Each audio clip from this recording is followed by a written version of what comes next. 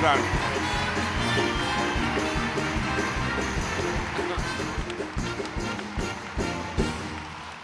Thank you.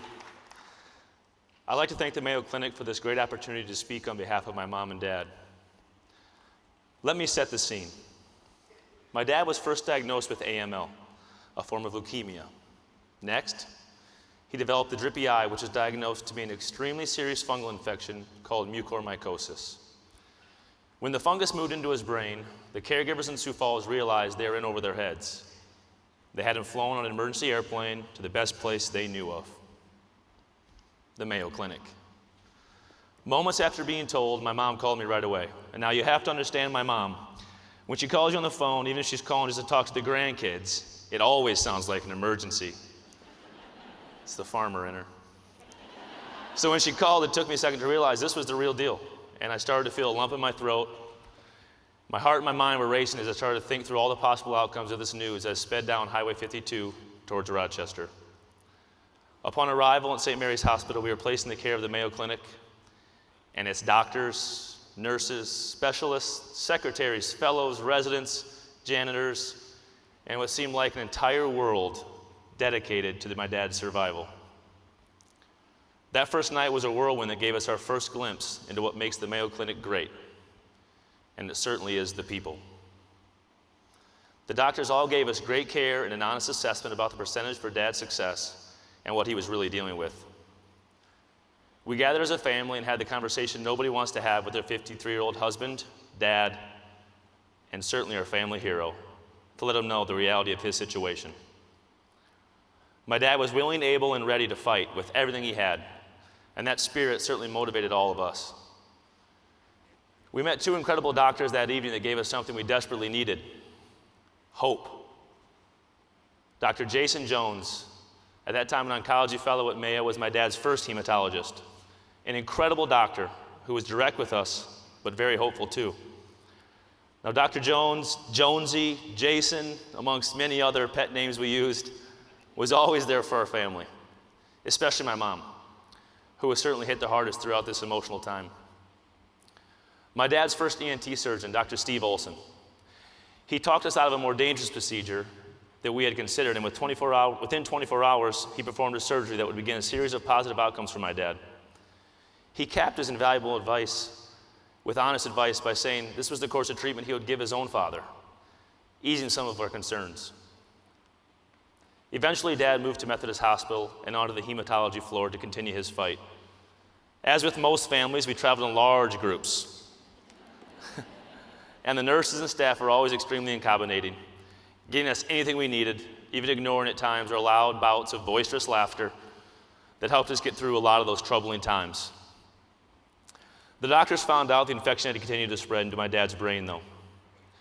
At this very tough moment, Dr. Jones, Olson, and Petnaik were there to help our family and my parents make some of the toughest decisions we'd ever faced. Should my dad continue to live in the hospital and keep fighting the fungus, or should he go home, thereby improving the quality of his life and ease some of the burden of his fight? It was a sobering time, and we needed to make some tough decisions. Dr. Petnaik, who was easily, not even close, sorry, Dr. Jones, the smartest man I've ever met, he helped us make that decision. It was June 7th, 2012, when Dr. Petnaik came running towards us with great news. Even though the infection had spread, the chemotherapy had miraculously worked, and my dad no longer had leukemia. With this news came more hope. He could go home with the elixir medications prescribed and return to Mayo for a follow-up MRI and exam in July. If he kept the infection at bay, so home he went. While we were all scared he might not make it, everyone in the family was also noting how good he looked. You couldn't deny it.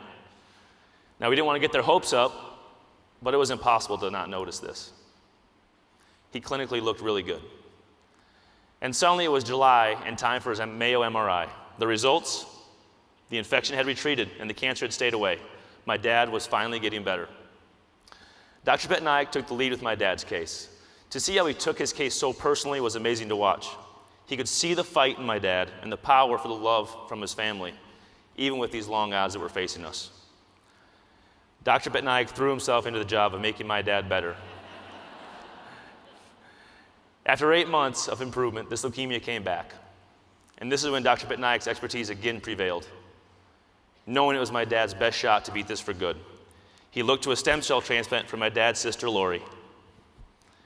After the transplant, Dad appeared to be almost out of the woods, and on day 95, it happened, the relapse.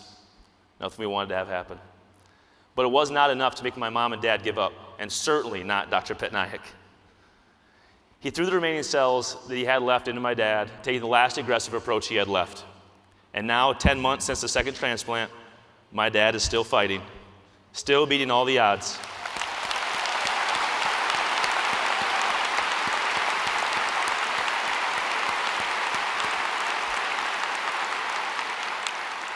We're so grateful for the wonderful doctors we have met at the Mayo Clinic and for all the incredible care my dad has received. I'm grateful, too, every day that I have our wonderful mom, Julie, and Dad, Alan, with us.